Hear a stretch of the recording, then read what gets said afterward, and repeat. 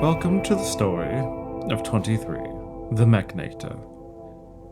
23 believes in many things, but what they believe most overall is that light, science, and humanity will triumph over all that come across their way.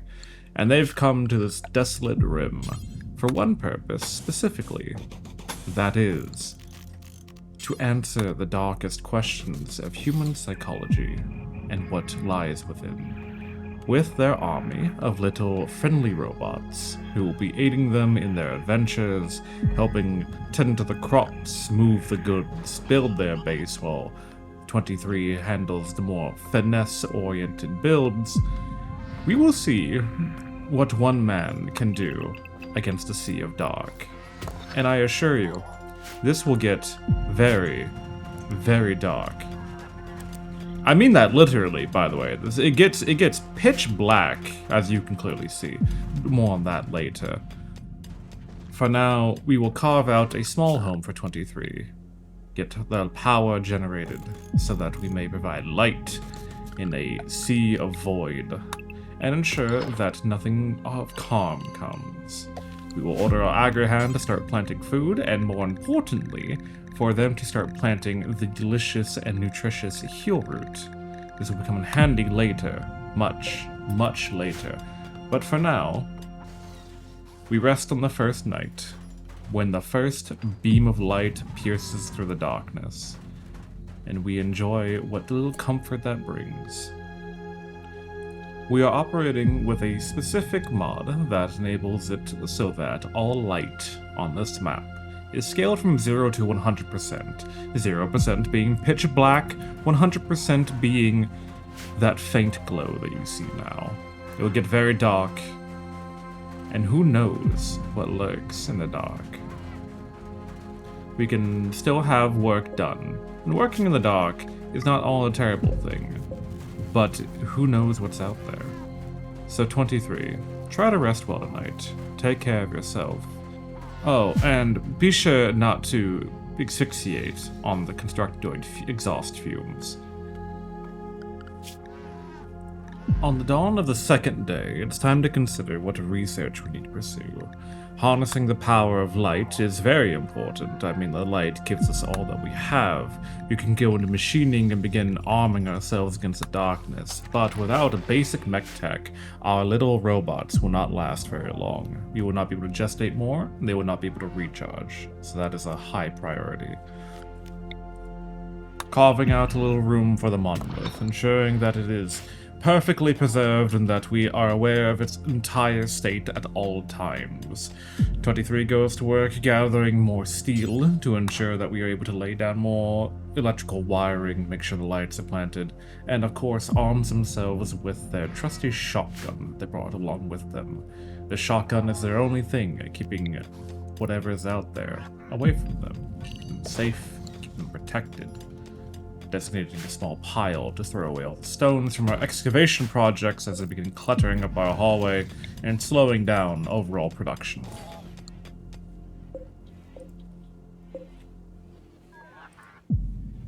Something you will notice is that as light has changed, what is dark and what is horrible is a lot more clear. Thus, I find it best to adjust 23's sleep schedule to be more in line with the actual reality that they live in at the moment, as being out of the dark for too long might put them at unnecessary risk. If I cannot see 23, well, how can we expect 23 to see what's coming?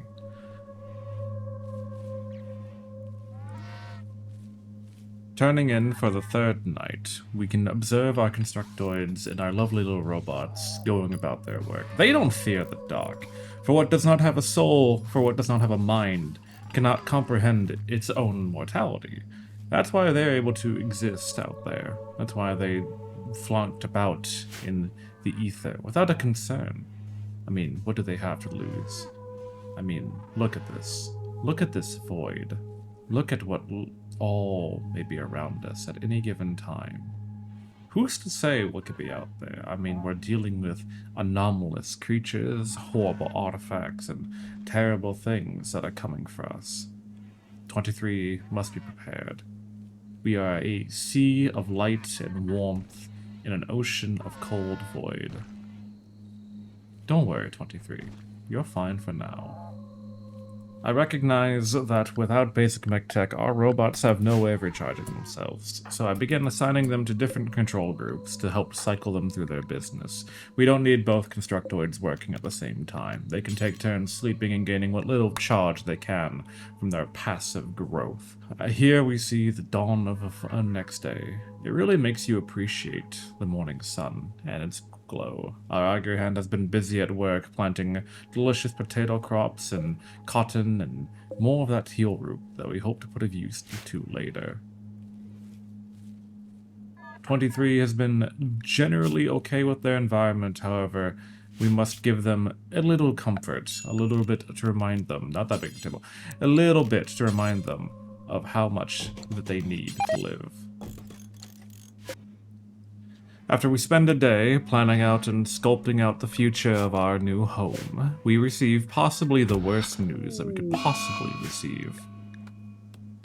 The monolith is stirring.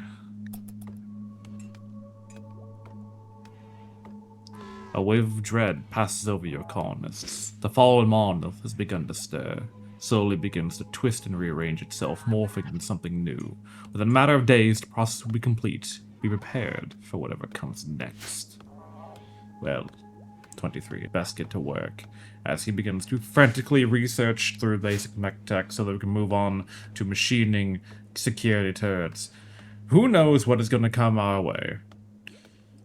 I would like to ask you, the dearest listener, do you think you'd be able to survive in 23's situation? Do you think you'd have what it takes? You're all alone. You are trapped on a distant world with a anomalous monolith that begins pulsing and cracking the floor around it. You hear whispers echoing through the dark, and the only thing keeping you safe is one gun, some tiny robots, flimsy steel walls, and your own foresight, and able to see and predict into the future for what needs to be done. I don't know many in my life that would be in 23's shoes and make it for longer than a day, but who knows?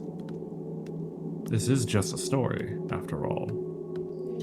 The very next night, 23 gains muscle parasites. Whether they are anomalous or natural in nature, they cause excruciating pain and slow their mental processes, unable to coordinate as they once were. Thankfully, 23 is not completely unfamiliar with medicine, so they will have to take care of themselves to some extent.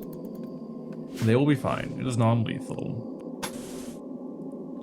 However, it's time to start making things a little bit more homely around here. After all, we are still human, we are still in need of comfort and relaxation and aesthetics.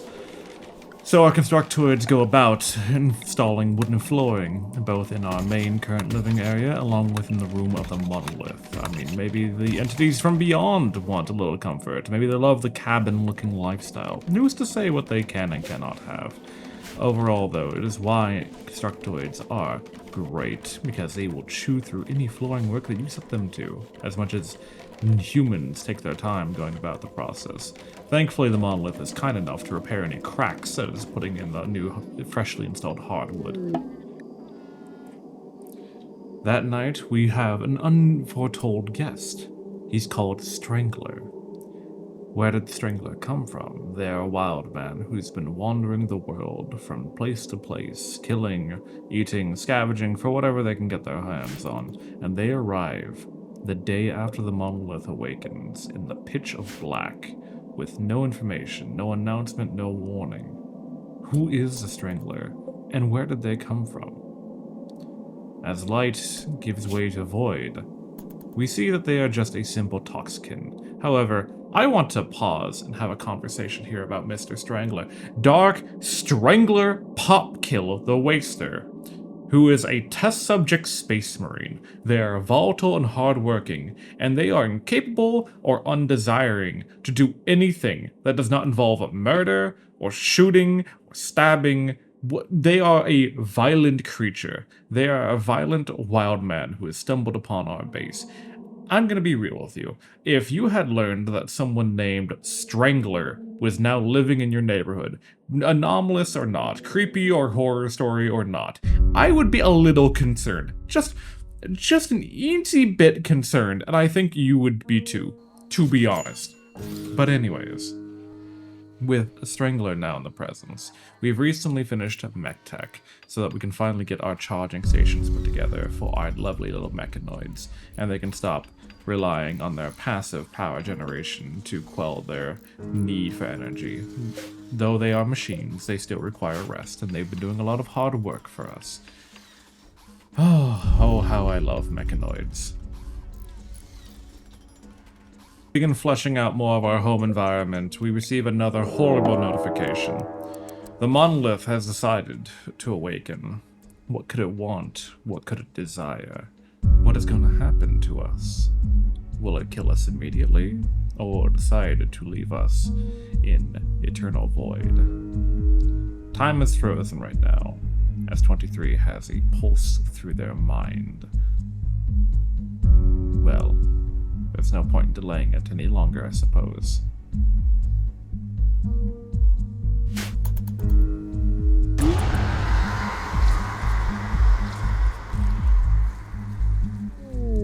As the monolith twisted and changed, 23 was overcome with a horrifying vision. In an instant, he understood. The monolith is a doorway, just barely cracked open now. Something dark beyond imagination stirs the other side, seeping into our reality.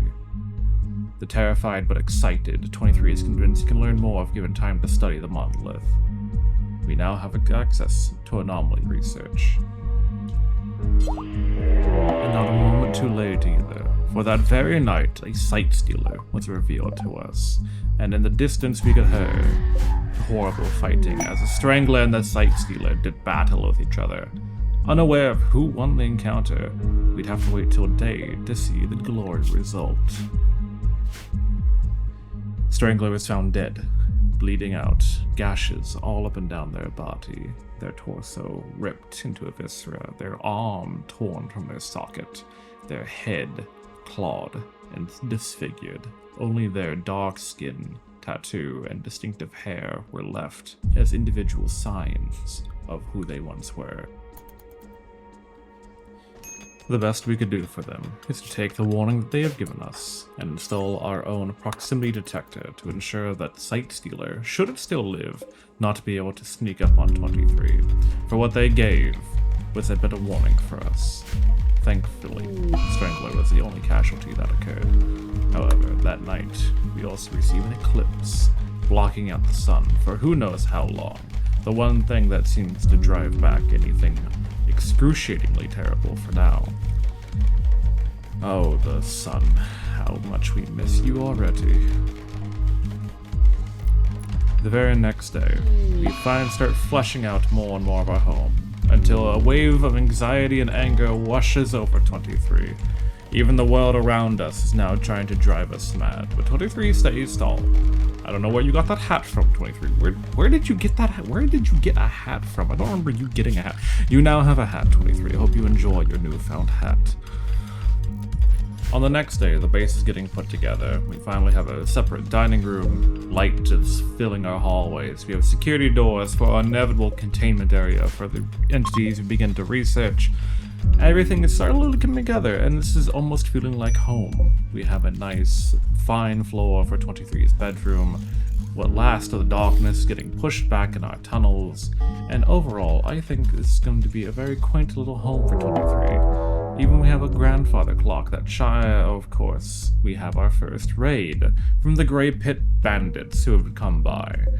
They show up looking alright, they have fancy hats, although something to notice about Jolly Kelly, the female 18-year-old gunslinger who is a pessimist and incapable of firefighting, is that she's a doctor, not a warrior. I don't know why they would send her along to the front line of a raid. And their partner, Alois Allo Bell, who is a 61-year-old dirt mole, is also not that great of a fighter. 23, you should be able to handle them, right? As we move to the battlefield, 23 deploys one of their backpack turrets. These are one-time use entities, however, as this is our first fight with 23, I want to make sure that nothing horrible happens to them. The turret immediately nicks one of the enemies, And a shootout begins. 23 lands another shot. 23 lands another shot. It's a headshot, and one of them is immediately down. They are bleeding out from the neck, head, and from the torso, fatally wounding their enemy, who will bleed out in a few hours. However, we are not cruel, we are not malicious. We will try to nurse them back to health as best we can. However, their partner may have something to say about that otherwise. They come in with a lever-action rifle. Compared to 23 shotgun, they have the range. Our turret can only hit so far, and even they can outrange the turret.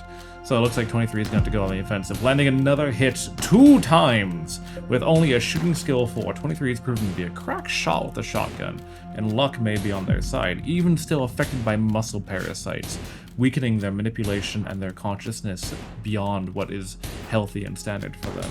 23 begins to move in to start securing the kill. There's another hit from 23. 23 begins missing shots. They've yet to be hit themselves, and with a headshot, they down the last raider.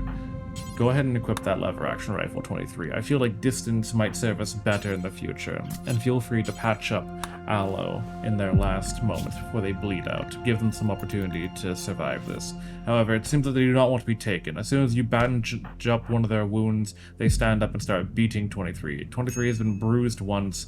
However, it looks like 23 is going to have to put them down after all. And that delay was just enough to ensure that Jolly was unable to survive the encounter. Rest in peace, Jolly. If only your partner was not so bloodthirsty, maybe you would have lived.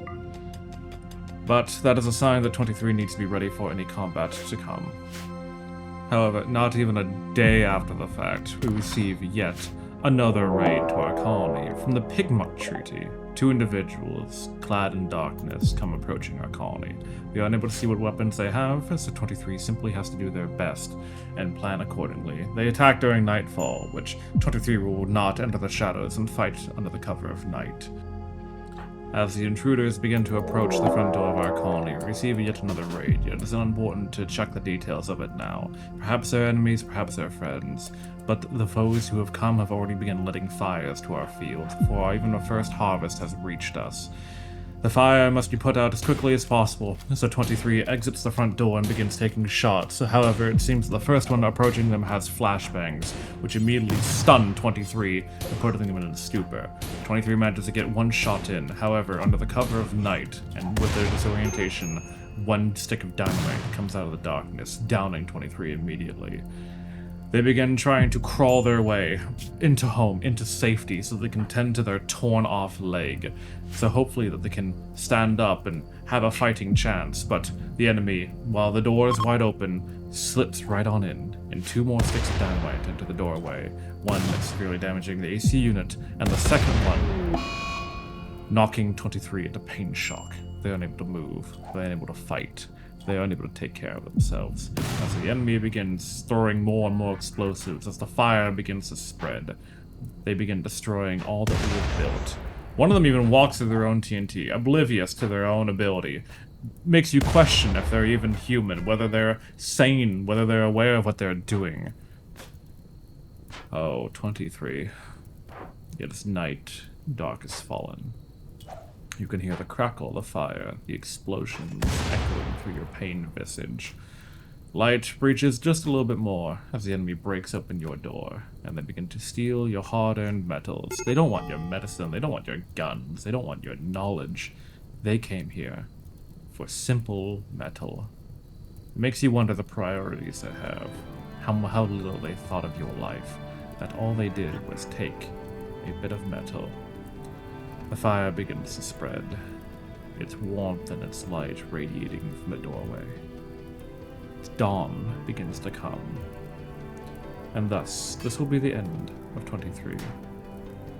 The other raiders have arrived, and they too only care for the metal. They don't care for anything else. And what does it say about the humanity, that we care so little for the advancement and betterment of our people, and we fight and kill each other over our base materials? Don't worry, 23. At the very least, the dark will not claim you. As the fire begins to radiate and spread through the base, burning down all that once was, you too will be burned along with it. You will not be left alone to the dark. Everyone, say goodbye to 23 for me, and I hope you enjoyed this story. I am the Magical Bard, and this is a new series I am attempting to do, where I take you on stories through Rimworld and all of the lovely horrors that happen. Every base I build for this series will be narrated and will be recorded and posted. It does not matter whether they are successful, how long they run. Some might run multiple episodes, others may be condensed into one like this. This is about 3 hours of gameplay that got condensed down into however long this video ended up being. But that is all the time that we have for 23 today. Perhaps others will take up their colony someday, or perhaps this monolith will continue to spread and grow, and the doorway that 23 was trying to shut will once again be left ajar for the next poor, horrible fool to stumble upon it. Goodbye, 23. The dark will not take you.